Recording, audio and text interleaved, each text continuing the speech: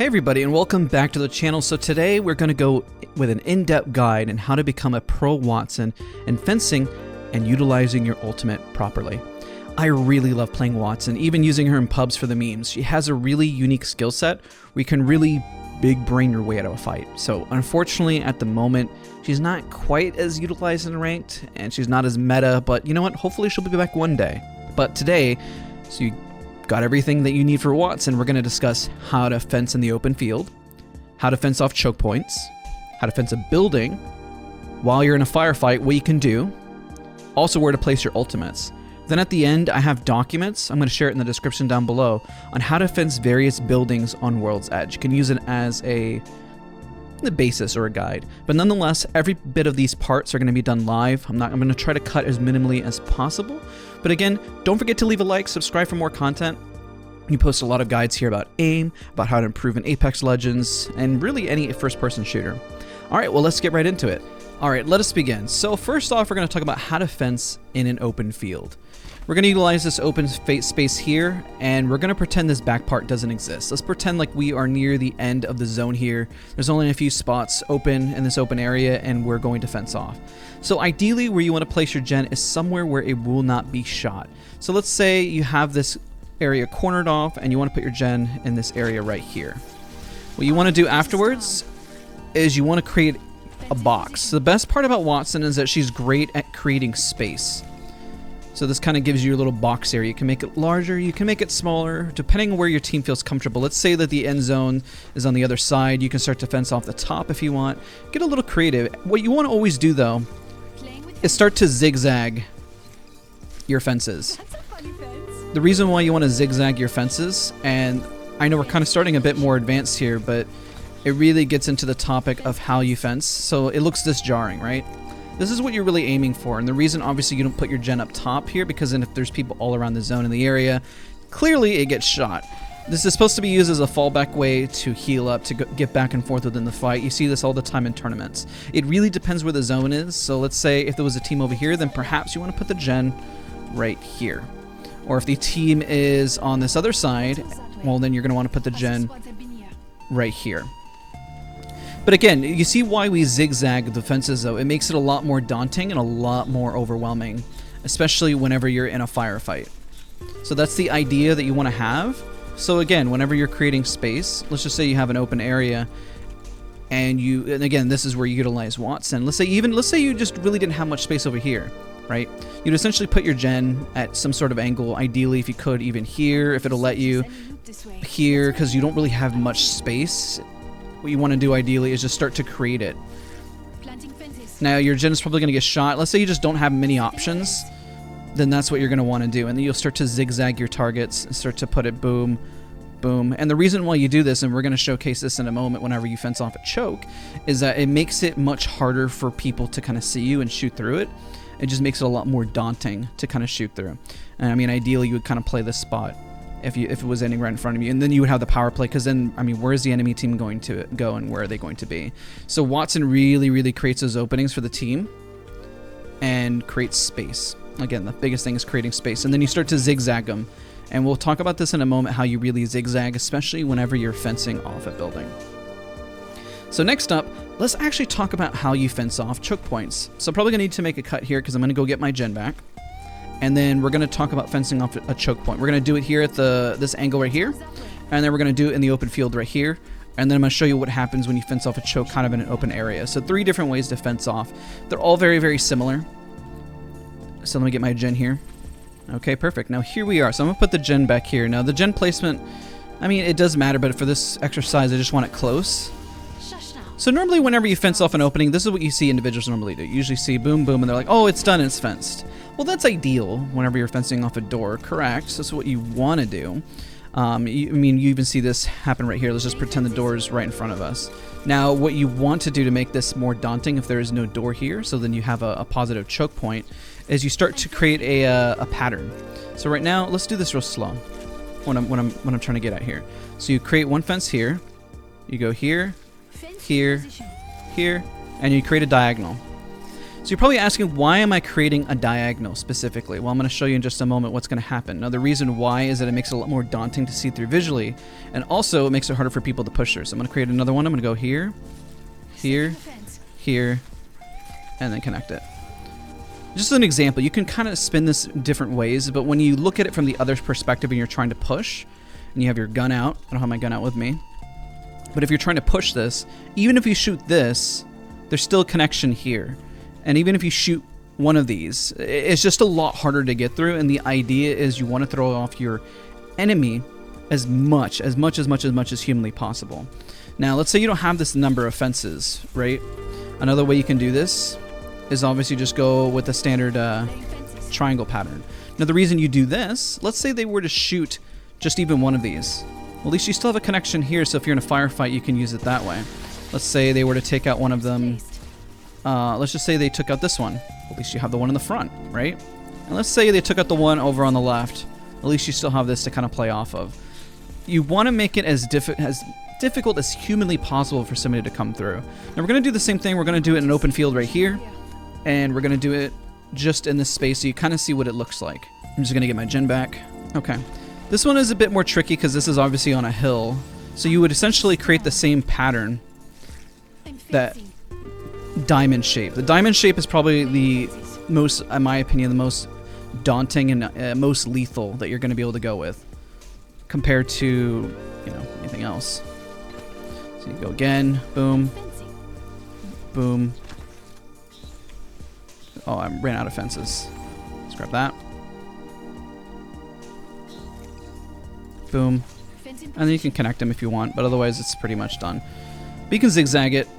The idea is that you just want to zigzag, zigzag, zigzag. And we're going to show it again. All I'm doing right now is just showing you what the pattern looks like from different heights and angles. You can perfect this and clean it up even more so, but that's the ideal way you want this to look. So I'm going to get my gen back again. Now, while I'm getting my gen back, I'm actually going to talk about this talking point.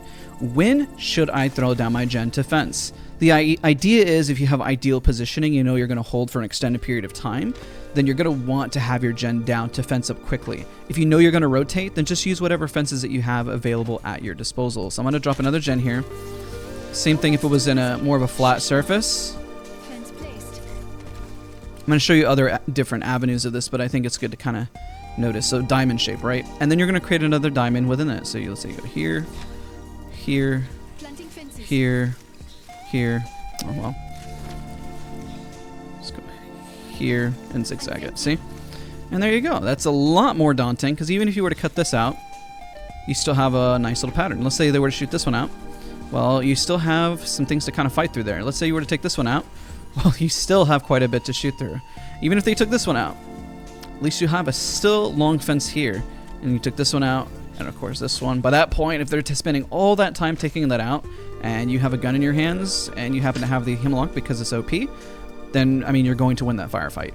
That's the idea. Even if it takes a second for them to shoot, and of course I'm not going to be able to like, kill my own fences here, but just as an example, if somebody were to push up and they saw this diagonal, I just want to give another example of like how it looks whenever they're breaching from the other perspective. Just fence it up again. Again, you can get really creative with this, and that's kind of the beauty behind it. But if somebody were to jump up, but again, zigzag is key. So even if they were to come up and they're like, and this disappeared, and they're like, oh shoot, okay. They're spending all that time, and I'm picking them up just as an example, but you see how there's still a pattern in the way. And that's kind of the key. You want the pattern to be in the way, you want them to be obstructed. Okay, so now what we're going to talk about is how to fence off a building. So let's go get my gen, and we're going to fence off this little pretend building over here. And we're going to put a gen down and talk about it. At the very end of the video, I'm going to go over the documents to really fence off various buildings. And while we're at it, since we're here, now this is the reason why, actually, real quick, you do not fence like this. I'm going to show you why this is a poor example of how to fence. You see how most individuals usually fence this way.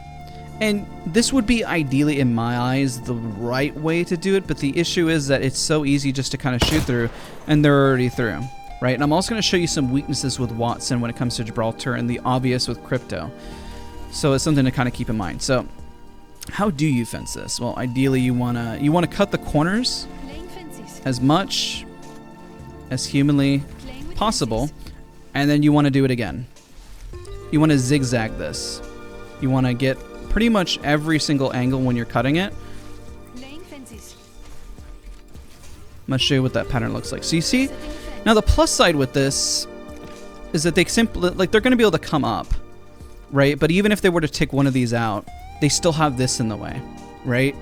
So you give them an extra thing to shoot as they're coming up versus just seeing this, or, you know, the simple 1 and 2 done. Apparently I can't fence. Third time's a charm. I keep hitting my other key. But you see, all they have to do is this, and that's gone. But you see how I zigzagged it earlier before into a spider web, which makes it a lot more daunting for somebody to shoot through. It requires way more fences, but I promise you it's way more effective than just doing this. Because this really doesn't do as much for you as you think it does. Because you've already gone through 1, 2, 3, 4, 5, 6, and you haven't even fenced the whole thing.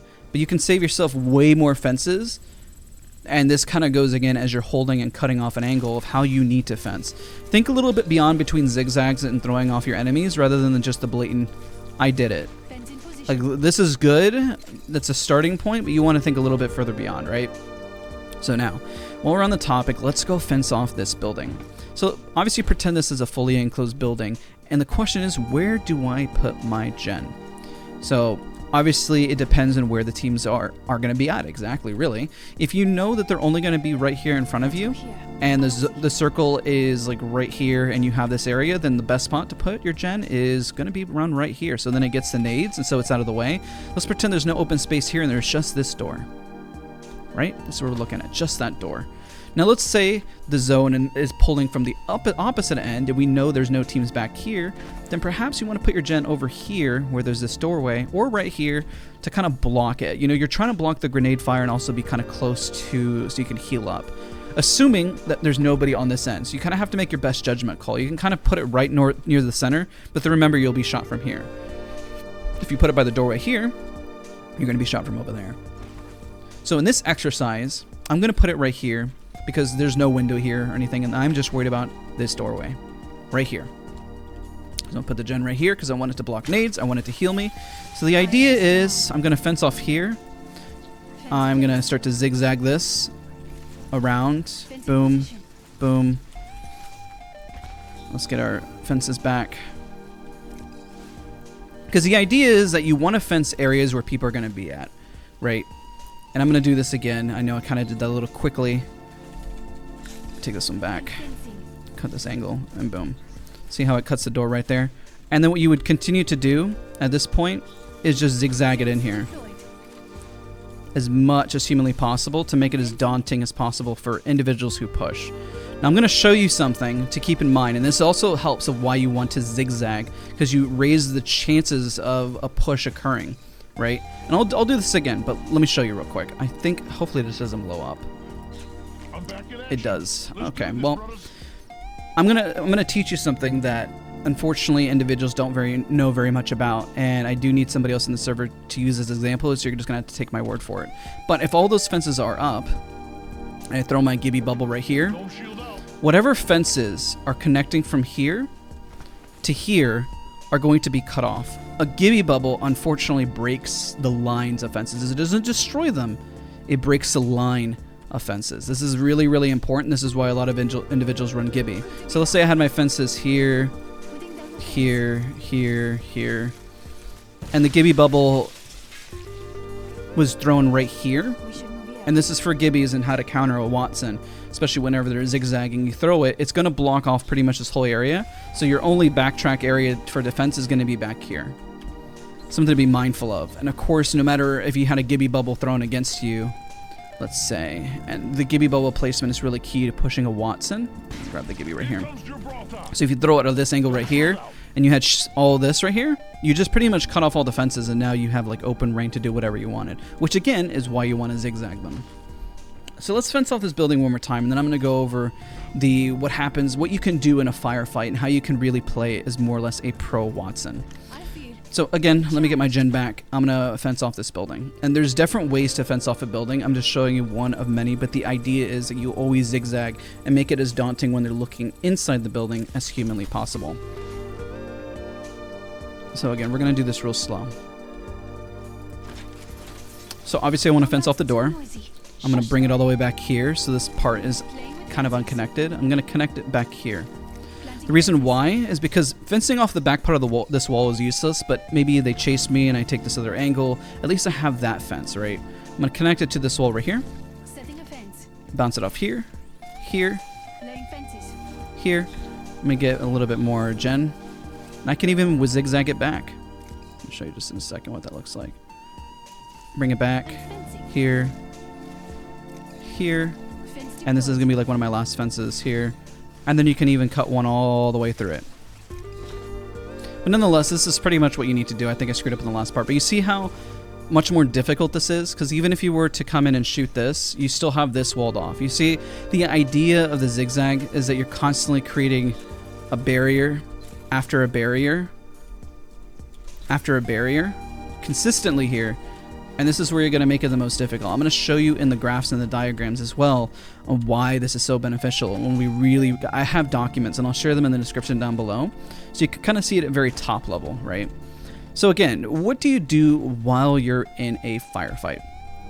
So obviously the only time you really have defense, because keep in mind when you're fencing, there's only so fast that you can really go.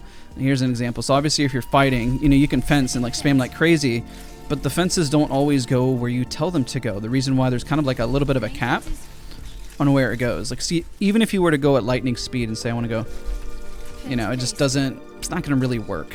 They only plant so fast. So what can you do? Well, let's say you're being chased and you were to bounce and then put a fence behind you. I'm going to do this more on a flat area because on this surface is just really not ideal. I'm going to show you two ways to do this. So way number one, where you're being chased, you know they're right behind you, you know you slide, jump, and then fence, and then boom, you're done. That's a pretty good technique to utilize because you don't lose the momentum when you're doing it. And of course, it's obviously a little bit easier in PC, but nonetheless, it's kind of the similar motion. Go full 360, you got your fence there. Another thing you can do, which I like to do, which is a lot more popular, is if you're being chased through a choke point, and obviously you go boom, boom, boom, boom. Put all 4 fences down. Now, the reason why you do this, again, is you don't just put a single flat line, and the reason for that is because it's much easier to shoot. But if you go boom, boom, boom, boom, even if they were to shoot one of these, they still have to deal with this, and now they're finally through. That's still 2 shots to get through. Or they have to waste their Gibby Bubble, which I highly doubt they're going to do. That would be kind of silly to do in general. But again, even as you're sliding, kind of think of like what you can do, where you can put them, just to block. And let's show you what to do while you're in a firefight. So let's say you're in a fight. It's kind of out of the blue. It kind of circles back to the beginning of this video before we start hitting the diagrams to start talking high level about how to fence and what you're going to do. Because we kind of talked about already where to put the gens, so I guess don't really need to cover that because it kind of took place throughout. But let's say you're in a firefight and you got shot and it's pubs and you're going to put the gen down and you're going to put maybe 1 or 2 fences here, right? And then get right back in the fight. The reason why you do this is because even if somebody were to chase you, right, and you have your gen down and you're obviously healing, is that even if they went up top, well, they're kind of exposed here and you're healing, right? At least you have a pretty clear line of sight at them. Now, even if they were to push around the corner right here, they would say, oh, shoot, I have to shoot something. Now, if you're fighting on the other edge and you hear them shoot, that literally gives you the moment to go over this edge here and start to take height on them and get into the firefight. So even if you're just in an open area, it's good to put one line of fence like this down because it gives you a little bit more flexibility. Because let's say you're in a firefight and they're chasing you and you put this line of fences down, right? And you look at it from the other perspective from somebody attacking and they say, okay, I'm going to come through. Okay, I'm not going to go through that, so I'm going to go to the right. You now know and you've effectively made your enemy go into a predictive pattern of where you want them to go. And that's essentially what you want to do with fences, even on a high level, low level, whatever you want an enemy to do, is you want them to be predictive. So even if you're getting chased, you put a gen down, you know, you start fencing, and you have a little bit of a pattern. Anything to kind of square up and box up, right? If you were being chased and you cut off just at least one choke point, one area, this benefits you massively in terms of gaining an advantageous position. That pretty much covers what we discussed, and we're going to talk about the document here in just a second, and we'll go through that instead. But again, this again covers how to fence in an open field, fence off choke points, how to fence off a building, and what to do when you're in a firefight, and of course where to place your ultimates. Ultimates, ideally when you place them somewhere where they're not going to get shot and where they're going to be effective in blocking grenades. So obviously don't put them in the open, put them near edges, corners. That's going to be your biggest and of course best benefit. So now let's talk about the documents. I'm going to tab out. I'm going to go to my Google Drive because that's actually where I put all of my documents in regards to fencing. This is going to be really exciting, a good talking point. So let's get right into it. This is more advanced, way more advanced as you start to get better with this. Let's start over here. All right, now we're going to look at some documents. I've typed up some rules, but really the rules are you can have about 12 fences. You can really zigzag them. Once you connect them, obviously you start fresh on a new connection. So it's pretty basic. Obviously your gen, when you put it down, has a time limit now. It didn't used to have a time limit, but it has one now. So you need to be smart when you say I'm going to fence up and I'm going to Wattson up. So let's talk about just one of these strats. We're going to go through each of these documents just briefly. So the reason why you want to fence this way, because of course you can only have 12 fences, and something to be mindful of. On Capital City, you want to fence off each of the edges as best as possible. So the yellow is a fence. You go boom, boom, boom, boom, and the ultimate is here. The reason why you want to put the ultimate, it was right in front of the pod before, is, and this is destroyed now, so ideally you actually want to move this probably over here by the stairs, right on the inside, because you want it to capture the ultimate, and you want it to be genned and there to help you effectively.